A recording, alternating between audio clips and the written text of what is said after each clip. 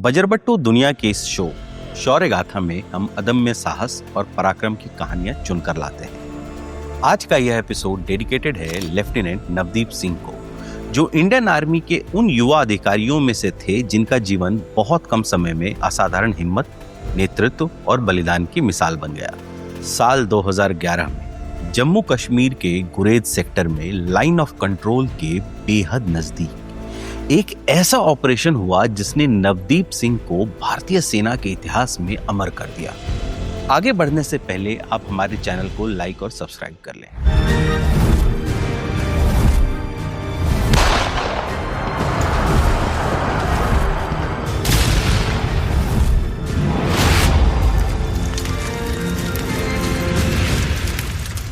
भारतीय सेना के इतिहास में कुछ नाम ऐसे होते हैं जिनके सामने उम्र, पद और अनुभव छोटे पड़ जाते हैं। लेफ्टिनेंट नवदीप सिंह ऐसा ही एक नाम है।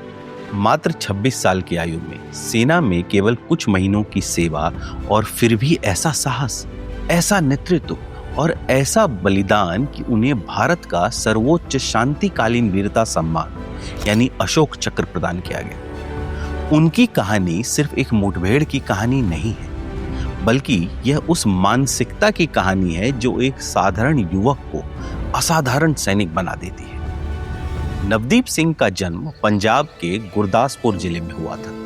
उनके पिता सूबेदार जोगिंदर सिंह स्वयं सेना में लंबे समय तक सेवा कर चुके थे। आर्मी का डिसिप्लिन, देश सेवा और सेक्रीफाइस नवदीप ने बचपन से ही अपने घर में देखा था। होटल मैनेजमेंट में पढ़ाई और MBA जैसी संभावनाओं के बावजूद भी उन्होंने सेना को चुना, क्योंकि उनके लिए यह सिर्फ नौकरी नहीं थी बल्कि आइडेंटिटी थी। मार्च 2011 में नवदीप सिंह को भारतीय सेना में कमीशन मिला। वे मूल रूप से ऑर्डिनेंस कॉर्प्स से थे, लेकिन मैंडेटरी फील्ड टेन्योर के तहत उन्हें 15 मराठा लाइट इन्फेंट्री के साथ गुरेज सेक्टर में तैनात किया गया। यह इलाका कठिन ज्योग्राफिकल कंडीशंस, तेज बहती नदियों और आतंकवादी घुसपैठ के लिए कुख्यात था। गुरेज में नवदीप सिंह बहुत कम समय में इलाके की बारीक समझ डेवलप कर चुके थे। नालों, पहाड़ियों, पॉसिबल घुसपैठ के मार्गों और स्थानीय परिस्थितियों की उनको बहुत गहरी जानकारी हो गई थी। वे जवानों के बीच बहुत पॉपुलर थे, क्योंकि वे सिर्फ आदेश देने वाले ऑफिसर नहीं थे, बल्कि हर गश्त और हर जोखिम में टीम के साथ खड़े रहने वाले ऑफिसर थे। हालांकि शुरुआती महीनों में उन्हें यह खलता था कि लगातार एम्बुश और पेट्रोलिंग के बावजूद भी दुश्मन से आमना सामना क्यों नहीं हो पा रहा है। वे एक्शन चाहते थे, लेकिन जिम्मेदारी के साथ। 18 अगस्त 2011 की रात किशनगंगा नदी के पास निगरानी कर रही एक टीम ने संदिग्ध गतिविधियां देखी। रात के अंधेरे में नदी के उस पार कुछ लोग एक इन्फ्लेटेबल बोट यानी डिंगी को पानी में उतारने की कोशिश कर रहे थे। यह कोई छोटी बात नहीं थी, क्योंकि नदी का बहाव तेज था और ठंड बेहद खतरनाक। बटालियन मुख्यालय को सूचना मिली कि आतंकवादी नदी पार करने की तैयारी कर रहे हैं। यह स्पष्ट था कि यदि वे सफल हुए तो वे भारतीय क्षेत्र में गहराई तक जा सकते हैं। बिना समय गंवाए कई एम्बुश टीमों को संभावित मार्गों पर तैनात किया गया। लेफ्टिनेंट नवदीप सिंह ने स्वयं आगे आकर एक एम्बुश टीम का नेतृत्व करने की इच्छा जताई। उनके कमांडिंग ऑफिसर ने स्थिति का आकलन किया और उन्हें यह जिम्मेदारी दे दी। यह नवदीप के लिए वह क्षण था जिसके लिए वे भीतर ही भीतर तैयार हो चुके थे। नवदीप की टीम ने नदी के मोड़ के पास एक स्ट्रैटेजिक प्लेस चुना। आसपास ही और भी एम्बुश टीम्स तैनात थी, ताकि कोई भी आतंकवादी बचकर न निकल सके। योजना एकदम स्पष्ट थी। दुश्मन को बेहद नजदीक आने दिया जाए और फिर निर्णायक प्रहार किया जाए। आधी रात के बाद आतंकवादी किशनगंगा नदी पार करने लगे। उनकी संख्या अपेक्षा से अधिक थी, लगभग 12 से 15। जैसे ही वे भारतीय क्षेत्र में दाखिल हुए और बेहद नजदीक पहुंचे, भारतीय सेना की एम्बुश टीम्स ने फायरिंग खोल दी।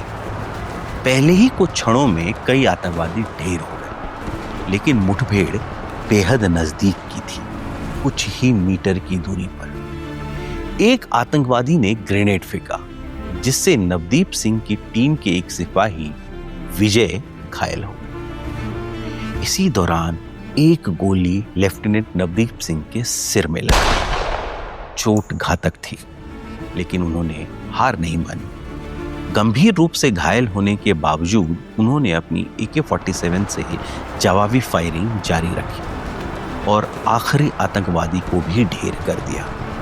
यह उनकी असाधारण मेंटल स्ट्रेंथ और स्ट्रैटेजिक लीडरशिप का प्रमाण था, जहां एक ऑफिसर अपनी अंतिम सांसों तक मिशन को प्राथमिकता दे रहा था। कुछ ही मिनट में मुठभेड़ समाप्त हो गई। कुल मिलाकर इस ऑपरेशन में 12 आतंकवादी मारे गए। बाद में सर्च ऑपरेशन में एक और आतंकवादी को भी ढेर कर दिया गया, जो भागने की कोशिश कर रहा था। इस ऑपरेशन का परिणाम केवल मारे गए आतंकवादियों की संख्या या एक सफल सैन्य कार्रवाई तक सीमित नहीं था। इसका असली अर्थ उस सिद्धांत में छिपा है जहां कर्तव्य जीवन से बड़ा हो जाता है।